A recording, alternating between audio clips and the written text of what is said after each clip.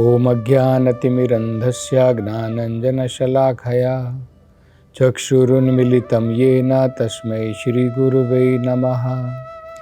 नमो ॐ विष्णुपदाय कृष्णप्रेष्ठाय भूतले श्रीमते भक्तिवेदान्तस्वामिन् इति नामिने। नमस्ते सरस्वती देवे गौरवाणी प्रचारिणे निर्विशेष शून्यवादी पाश्चात्यदेशतारिणे।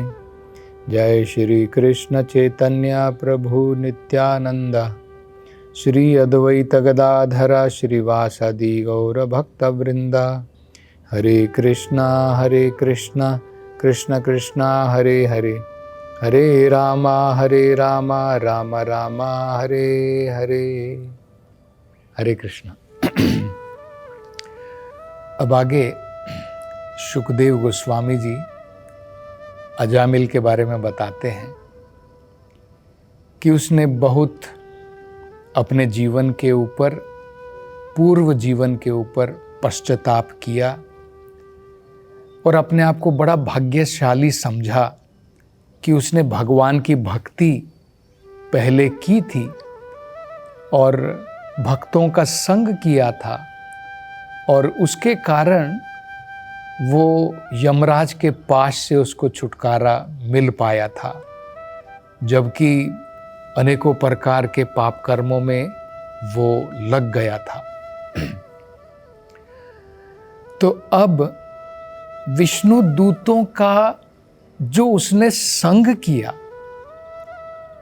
अब उसके जीवन के ऊपर इतना प्रभाव पड़ा कि पूरे भौतिक सुख, इंद्रिय भोग, इन सभी भौतिकतावाद जीवन से अब वो निरासक्त हो गया। अब इसका मन, अजामिल का मन इन सभी प्रकार की भौतिक वस्तुओं से बिल्कुल निरासक्त हो गया।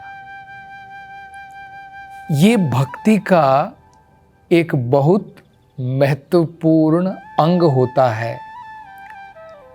अगर हम साधु संग करते हैं और उनके संग में भगवान की भक्ति करते हैं तो दो चीजें हमारे जीवन में जरूर आती हैं। ये लक्षण हमें देखना चाहिए, तभी हमें पता चलेगा कि मैं भगवान की भक्ति सही प्रकार से कर रहा हूं या नहीं। ये दो लक्षण बहुत महत्वपूर्ण है, ज्ञान और वैराग्य। भगवत आध्यात्मिक ज्ञान और भौतिक सांसारिक वस्तुओं से, सांसारिक भोग से विरक्ति, वैराग्य, अनासक्ति। तो ये हम देख सकते हैं अजामिल के जीवन में कि जैसे ही कुछ समय के लिए उसने उन 4 विष्णु दूतों का संग किया, उनके मुख से भगवान के बारे में सुना, उनके मुख से भगवान के नाम की महिमा सुनी, उसकी वजह से उसके जीवन में, उसके मन में इतना बदलाव आ गया कि भौतिक वस्तुओं से अब वो निरासक्त हो गया। उसके फलस्वरूप उसने क्या किया, और देखिए जो शब्द का प्रयोग किया है बड़ा सुंदर है, मुक्त सर्वा अनुबंधनम। जितने भी उसके बंधन थे संसार के, उसकी पत्नी थी, उसका परिवार था, उन सभी प्रकार के बंधनों से, सर्व बंधन, अब वो मुक्त हो गया था। और उसके बाद में उसने बड़ा महत्वपूर्ण निर्णय लिया। अब उसने अपने घर का त्याग कर दिया और हरिद्वार की तरफ प्रस्थान किया। हरिद्वार की तरफ प्रस्थान करने के बाद में वहां पर उसने भगवान विष्णु के मंदिर का आश्रय लिया। तो ये हम अपने जीवन में भी सीख सकते हैं अजामिल के निश्चय के द्वारा कि कुछ समय के बाद में हमारे जीवन में हमारी वैदिक सभ्यता के अनुसार भी ये बहुत महत्वपूर्ण होता था कि गृहस्थ जीवन की जिम्मेदारी पूरी होने के बाद व्यक्ति को अपना समय भौतिक आसक्तियों में बर्बाद नहीं करना चाहिए। जैसे ही उसकी संतान बड़ी हो जाती है और अब उन्होंने अपने घर की जिम्मेदारी ले ली है, तो व्यक्ति को चाहिए वानप्रस्थ जीवन वो जिए। तो यही हम देख रहे हैं, अजामिल ने अपने घर का त्याग कर दिया और अब वो सीधा जो है हरिद्वार जाकर के पहुंच गया। वहां पर जाकर के भगवान विष्णु के मंदिर का आश्रय उसने ग्रहण किया। तो ये अवसर सब लोगों के लिए है कि हम सारे जीवन केवल घर बार की जिम्मेदारियों में, अनेकों प्रकार के भौतिक कर्मों में, उसी में हम लगे रहते हैं। और ये भौतिक बंधन, ये भौतिक जिम्मेदारियां ऐसी होती हैं, जब तक हम निश्चय करके ना छोड़े वो हमको छोड़ने वाली नहीं है। हमें ये निश्चय करना पड़ता है कि अब मेरे परिवार के लोगों के लिए जो मुझे करना था, जो मेरा कर्तव्य था, मैंने कर दिया है। अब मुझे जो है अपना पूरा जीवन, बाकी का जो मेरा शेष जीवन है, अब तो मैं पूर्ण रूप से भगवान के चरणों में लगा दूं, भगवान की भक्ति करने में लगा दूं। ये प्रेरणा हमें अजामिल से लेनी चाहिए। और कृष्णा भावनामृत के सभी प्रकार के पुण्य क्षेत्रों में, जैसे हरिद्वार हो गया, और खासकर भगवान का स्वयं का धाम जो भगवान को अत्यंत प्रिय है, वृंदावन धाम, जिसके बारे में बताया जाता है कि भगवान कृष्ण वहां पर सदैव विराजमान है।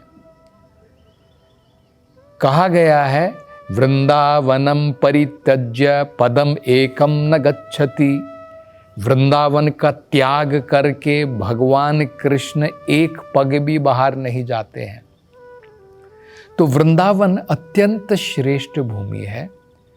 वहां पर कृष्णा भावनामृत का केंद्र भी है।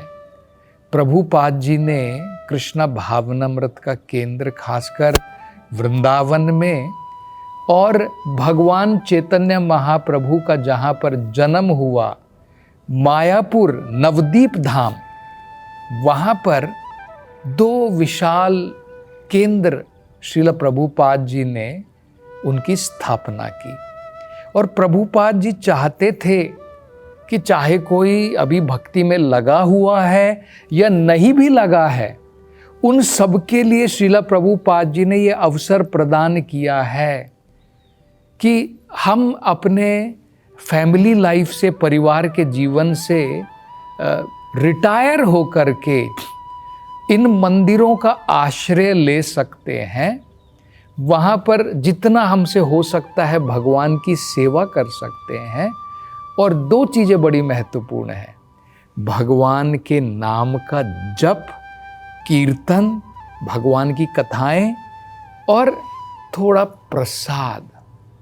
ये 2 चीज़ें अगर हम कर लें भगवान की भक्ति में, भगवान के नाम का जप और भगवत प्रसाद ग्रहण करें, तो हमारा जीवन अजामिल की तरह सफल हो जाएगा।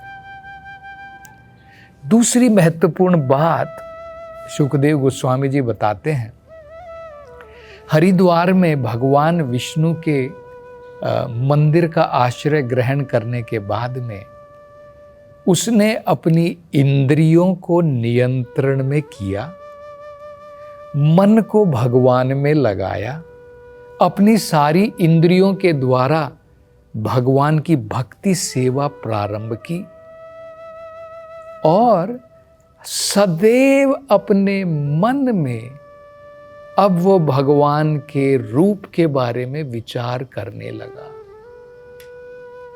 मंदिर में रहने का ये एक बहुत बड़ा सुअवसर, सौभाग्य अगर हमें प्राप्त हो जाए तो दिन रात हम भगवत दर्शन कर सकते हैं, भगवान की अर्च विग्रह के दर्शन कर सकते हैं। और जब हम बार बार भगवान के सुंदर रूप के दर्शन करते हैं, भगवान को भोग चढ़ाते हैं, भगवान की पूजा करते हैं, आरती करते हैं, भगवान के सामने बैठ कर के जप करते हैं, तो क्या होगा? हम सदैव अपने मन में भगवान को रख पाएंगे। तो यही हुआ।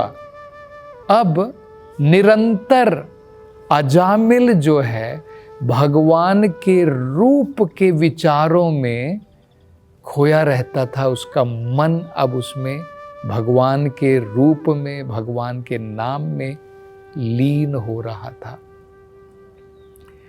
ये भक्ति के मार्ग में एक बहुत सुंदर जो हमें सौभाग्य प्राप्त होता है बाकी योगों से अलग होकर के, वो क्या है?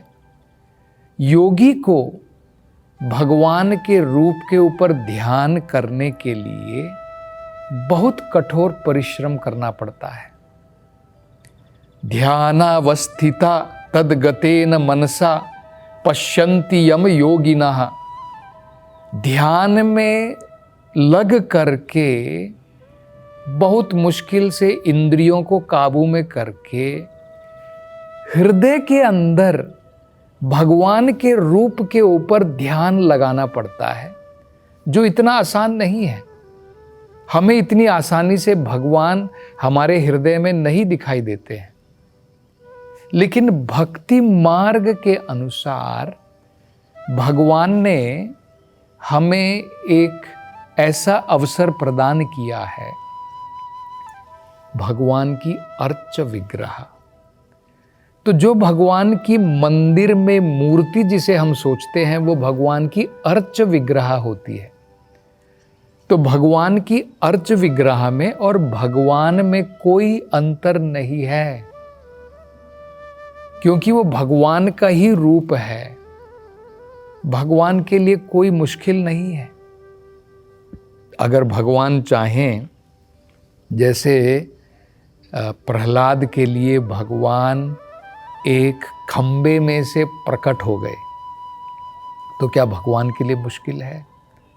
क्योंकि प्रहलाद महाराज को ये विश्वास था कि मेरे भगवान हर एक कण कण में हैं।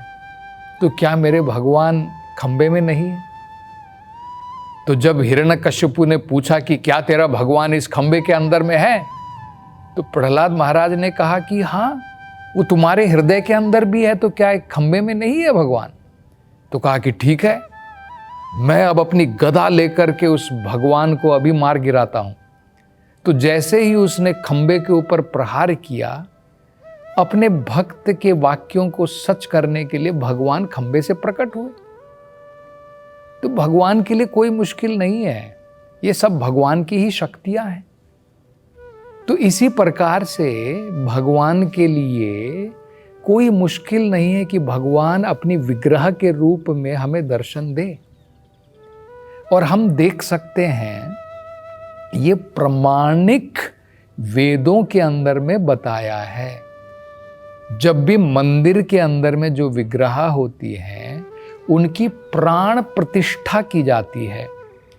प्राण प्रतिष्ठा का मतलब होता है भगवान जो हैं वो स्वीकार करते हैं कि मैं इस विग्रह के रूप में रह करके अपने भक्तों के और जो भी लोग भगवान के दर्शन करने के लिए आते हैं, चाहे वो भक्त हो अभक्त हो कोई भी हो, क्योंकि खंबे के अंदर से भगवान के दर्शन करना केवल प्रहलाद महाराज कर सकते हैं।